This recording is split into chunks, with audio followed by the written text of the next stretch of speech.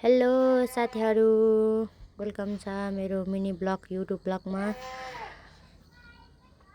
कस्तो पानी परिरहेको छ भने साथीहरू, बर्खामा जस्तै कुहिरोले ढाकेर गाइस। यस्तो बेलामा यो भैँसीहरूलाई घाँस काटेर दिनुपर्ने, भैँसी मात्र होइन साथीहरू, गोठमा के छ हेर्नु न। ओ बाख्राहरू छ।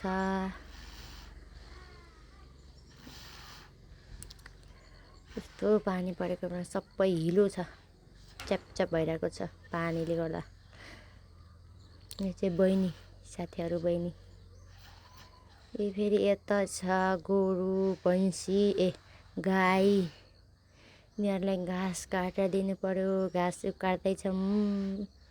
फेरि यस्तो पानी परेको बेलामा फेरि झ्याउ लाग्ने गरी प्लास्टिक उड्नुपर्ने, गम्बुर मिलाउनु पर्ने, के गर्नुपर्ने साथीहरू। यो काटेर मात्र हुँदैन, फेरि बोकेर उता लानुपर्छ। बहिनी चाहिँ यता कोदो टिपिरहेको छ, म चाहिँ घाँस काटेको।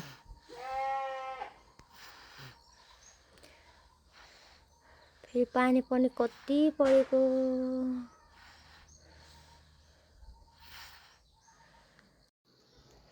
पुरै जाडो ल्याए साथीहरू, हात चिसो भइरहेको छ।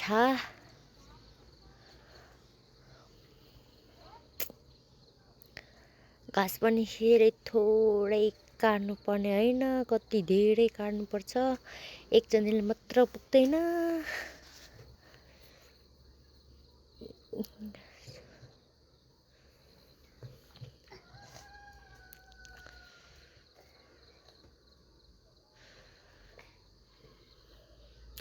यो फेरि प्लास्टिकहरू कति झ्याउ गर्छ साथीहरू, यो घाँस काट्दाखेरि।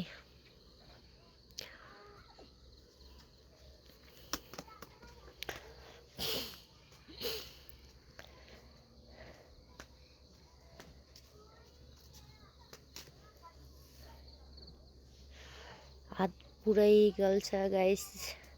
यो चाहिँ बहिनी अहिले पानी रोकेको छ साथीहरू। ओह, हामीले कति काटिसकेको छ। अब यो चाहिँ उता बोकेर लाने।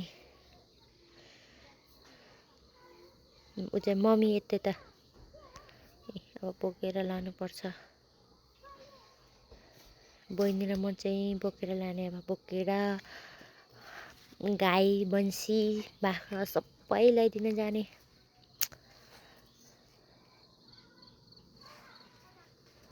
कोदो हामीले टिपेको अघि।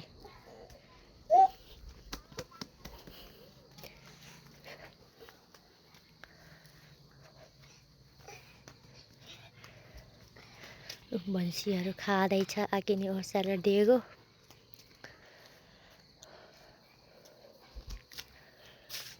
अब चाहिँ यति दिए पुग्छ साथीहरू। आज बिहानको लागि चाहिँ, यो बिहानको लागि मात्र। फेरि बेलुकातिर आउनुपर्छ, खाना खाएर आउनुपर्छ। बाख्राहरू खाइरहेको छ।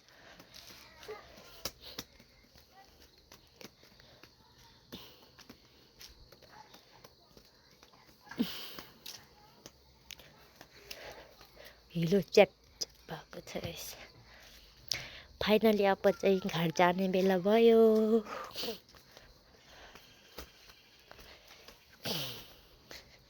कान्छी बहिनी दुध, यो चाहिँ भैँसीको दुध है साथीहरू।